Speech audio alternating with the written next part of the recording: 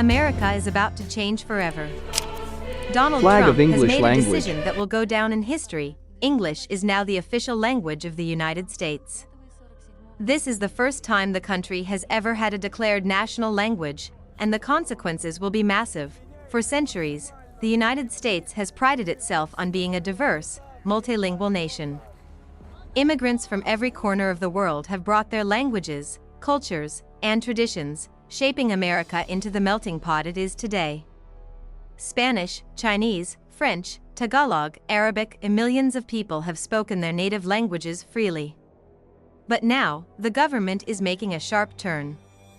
Official documents, government services, and even public education will prioritize English over all other languages. What does this mean for America?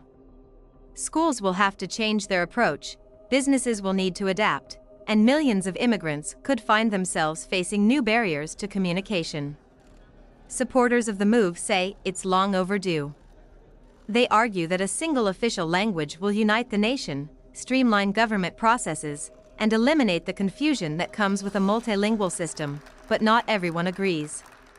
Civil rights activists call this an attack on immigrant communities, a move that pushes millions of non-native English speakers to the margins of society. Cities with large Hispanic, Chinese, or other non-English speaking populations are already seeing protests. Some states, particularly those with strong bilingual communities, are refusing to comply, and then there's the legal battle. Opponents argue that this decision contradicts the very foundation of American freedom. They say it violates the First Amendment, which protects freedom of speech, including the right to communicate in one's native language.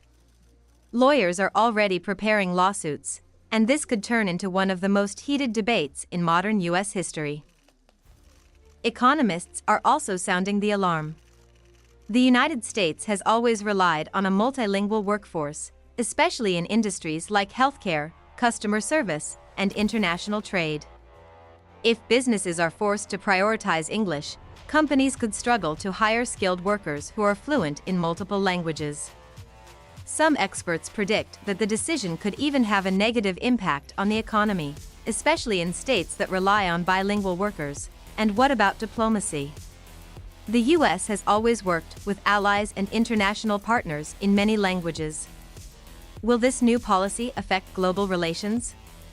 Some experts believe it could make the U.S. seem less open, less welcoming, and more isolated from the rest of the world. On the political stage, this decision is already shaking things up.